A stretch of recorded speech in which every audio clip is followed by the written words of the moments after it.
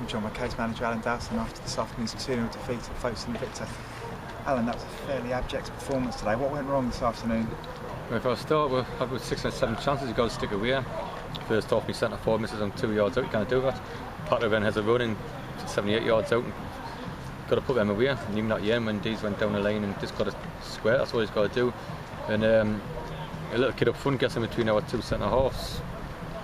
Not good either, to be honest, you know. So we had worked their socks off. I'm not so sure what lads did, and that's honest truth. And I thought I didn't think we deserved the win because I thought we had the most chances, but our team was lower down. We've got a good scout there, so we've got to push that one aside, to be honest, and kick on. You touched on the briefly there. Folkestone seem to show much more hunger and desire, but how much should that come into it? They're 16th in the league below. They're 4 points above relegation into county level football. We should have enough to beat them, shouldn't we? Exactly. Yeah, and I think sometimes you could be. Me and Abba warned them before kick-off that we'll have 1 or 2 things about them, you know. But we said about the offside track. We said watch them on the offside track and all that, you know, and stuff like that. Where we let it get in late. 19. We say we're going to compete a bit and all that, you know, but if we don't make a tackle all game, the midfield forward don't make a tackle all game, they are going to struggle. And if we've got a little centre forward of ours that I think we'll be alright with and scores and gets man the match, then there's something wrong, and all that, you know, and stuff like that. And yeah, I just thought it was one of them games where we showed a lot more hunger and a lot more desire, and we won the second balls, or we didn't win the second balls. Can't do much. You have all the chances you can, but you can't do much with the other stuff, to be honest, you know. As you said then, we were consistently caught offside, particularly in the second half.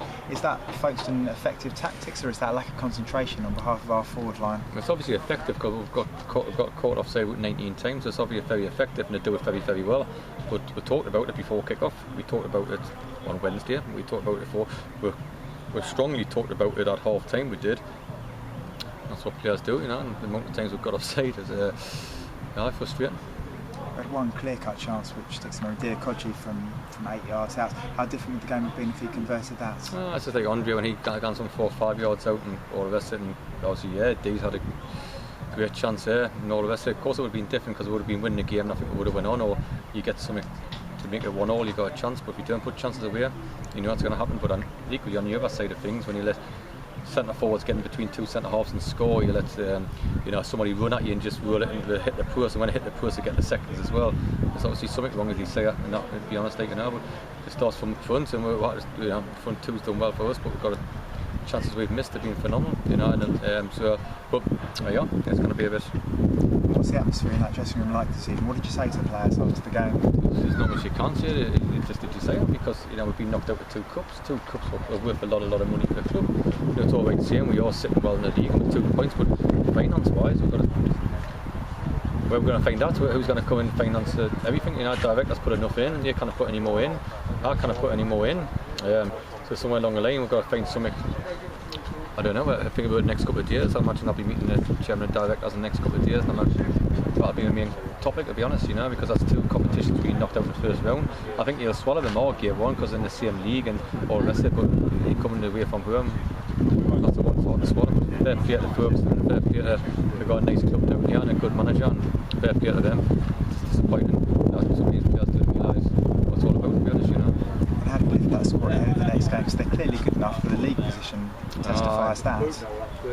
How do you lift them ahead of the next game? You're asking us that question at the minute. It's difficult because you need to lift yourself now. Well, I can't lift anybody at the minute, and the most deflated you've been, obviously I always am after when the people away get done, and you sort of say if you get done where they scored a 25-yard and you think, okay, the love of a cup, when you get done for a team what's worked hard and you won a day, that's what's done us, to be honest, you know. So I'll let it push myself down. I haven't got long because I've got Monday at the next session, and I'll let see what's out about there. We are going to make a couple of signings on Monday, to be honest, that we're going to do that anyway. So what we'll have to go anyway, because we feel as though we've got to strengthen at the right time. So that's what we'll have to do, and you know, so be it. And we'll probably, like say, meet the chairman and directors and talk about the budget from there. If we've got to let a couple more go or drop people's money, that's the way football is, to be honest, and that's the way finances go. So that's life, to be honest. I'll kick on with that, and so be it. In terms of the squad you've got at the moment, how difficult is it not to make a knee-jerk reaction on the basis of today's game? Because we're good enough. We're that top of the league.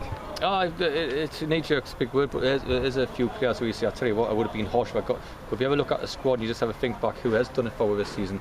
That would be harsh, but there's 1 or 2, 3 or 4 who haven't done anything this season, who haven't actually competed with a team at all.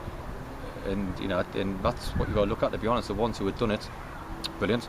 The ones who haven't done it, so be it. That's the one. That's how we'll go from there, you know. unlucky today. Cheers. Cheers. Thanks, Thank you. as ever. Thank you.